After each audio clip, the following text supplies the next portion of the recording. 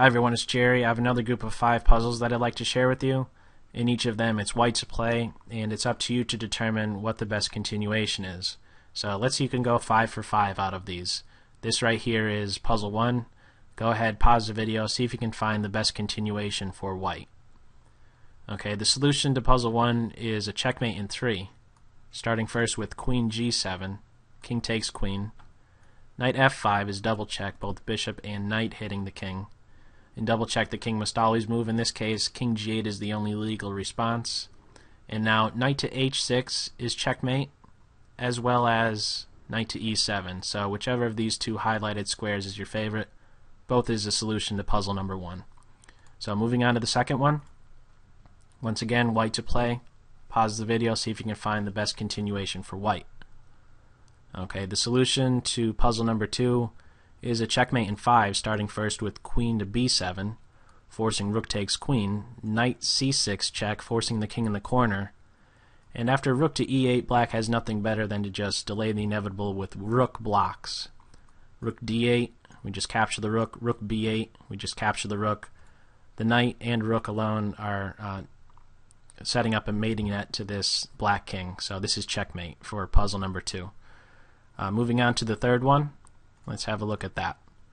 Okay, white to play in this position as well. Go ahead, pause the video, see if you can find the best continuation for white. Okay, the solution to puzzle number 3 is rook to d8, taking into account that the black queen can't go too far, because if queen takes rook, we have queen f8 checkmate. In fact, one of the things to really recognize in this position, and this is something that you could really just look to whenever you're confronted with some chess puzzle, and that is to recognize the constraints that you have on your opponent's position.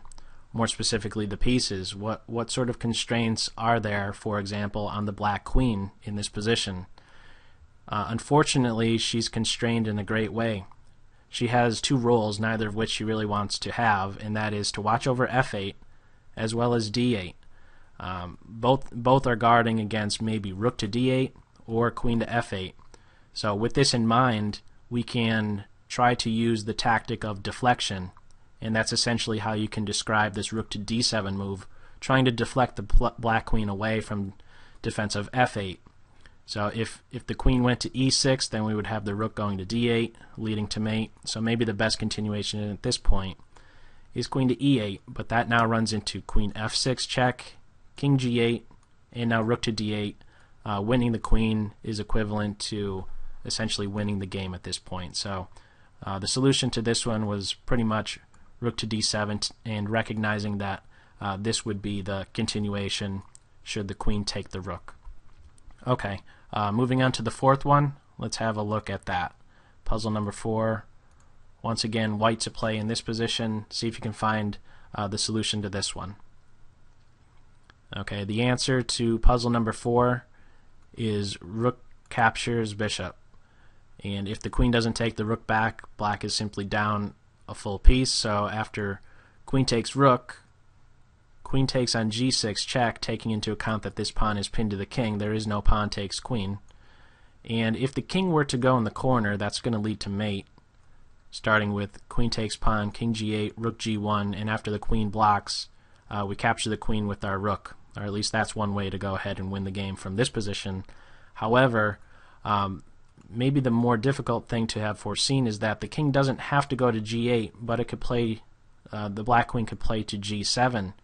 And there is a very key move at this point, which is queen to f5. A very quiet move, and now it's setting up 2 very strong threats. One, first and foremost, is rook to g1. Which would place the queen in a pin. But not only that, there's also the idea of setting up a battery along this diagonal once the bishop is placed on e4. For example, if king h8, rook g1, and if the queen tries to find a safe square to go to, like queen d4, bishop e4, now how to meet the threat of mate on h7. So there's really no satisfactory defense at this point. The black queen is going to be having to give herself up. Probably best at this point to just give the queen up for the rook. So really this is the key move, knowing that this queen to f5 move a few moves down the line is really a key ingredient to solving this position right here. One other thing to know about this position is that if you were to have tried rook to g1 in this position, that's not the best continuation, because after queen to h4, even though it looks a little bit scary after rook takes g6, after king goes in the corner, what's the continuation at this point? Unfortunately, black is threatening mate on h2, and this rook is just going to have to come back passively to this g2 square. One other continuation to be aware of is that after rook takes bishop, queen takes rook, queen takes, queen blocks, queen f5, this rook lift, rook to a6, doesn't work either, because the white rook could still play to g1, and still you have to take into account that this pawn is pinned to the king, so we could just have rook takes on g6. This is just bad news for black. So moving on to the last puzzle, puzzle number 5. Let's have a look at that one. Okay, white to play in this position. Go ahead, pause the video, see if you can find the best continuation for white. Okay, the solution to this one is actually a checkmate in 6.